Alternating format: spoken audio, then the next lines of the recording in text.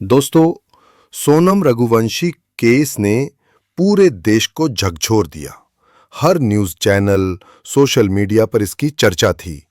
लेकिन असली सच और सिलसिलेवार घटनाएं बहुत कम लोगों को पता हैं।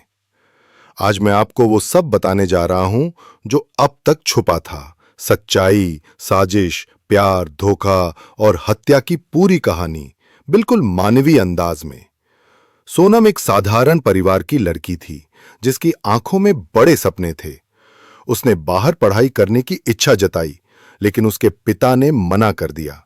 मजबूरी में उसने अपने भाई के साथ प्लाईवुड का बिजनेस ज्वाइन किया।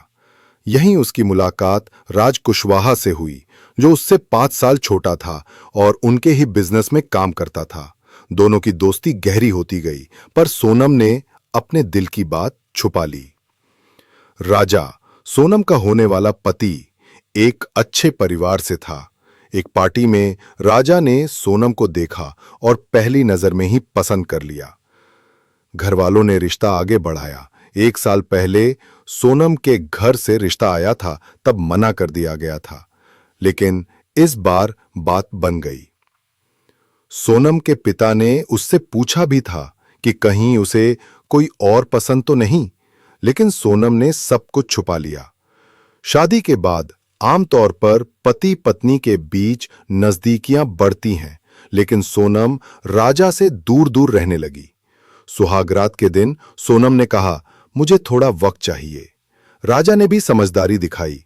इन 4 दिनों में सोनम अपने बॉयफ्रेंड राज से लगातार संपर्क में थी। 4 दिन बाद सोनम मायके चली गई, पग फेरा के नाम पर।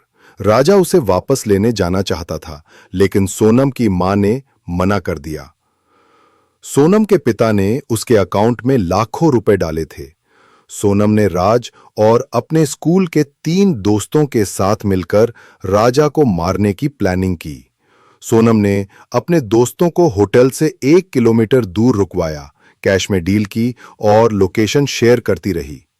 राजा के गहनों की कीमत लगभग 10 लाख थी, जो हत्या के बाद उनके हिस्से में आनी थी।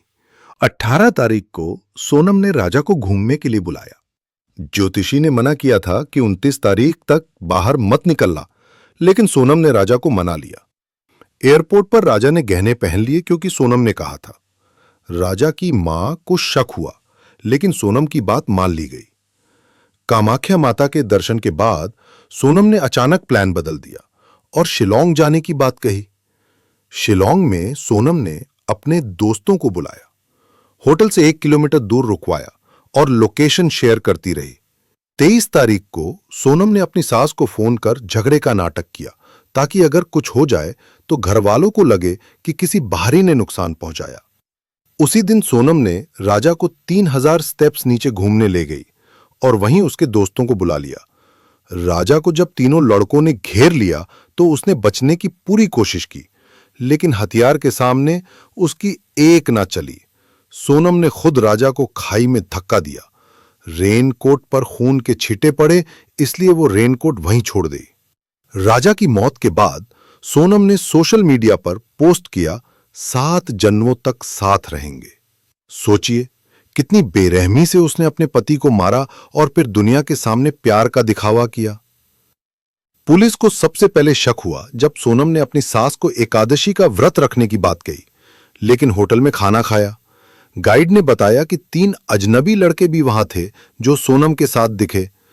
कॉल डिटेल्स खंगाली गईं तो राज कुशवाहा का नंबर सामने आया, जिससे सोनम लगातार बात करती थी। फिर उसी नंबर से उन तीनों लड़कों को भी कॉल किया गया था जिन्होंने हत्या की थी। पुलिस ने 2 लड़कों को पकड़ लिया और उनसे सोनम का नंबर लेकर वीडियो कॉल की। पुलिस ने सोनम को समझाया कि अब वो बच नहीं सकती, बेहतर है सरेंडर कर दे। सोनम ने भागने की कोशिश की। नेपाल या बांग्लादेश जाने का प्लान था, लेकिन आखिरकार उसने आत्मसमर्पण कर दिया। राजा की मां के लिए यह सब किसी बुरे सपने से कम नहीं था। उन्होंने बेटे को आखिरी बार मुस्कुराते हुए देखा था, लेकिन अब उसकी लाश मिली।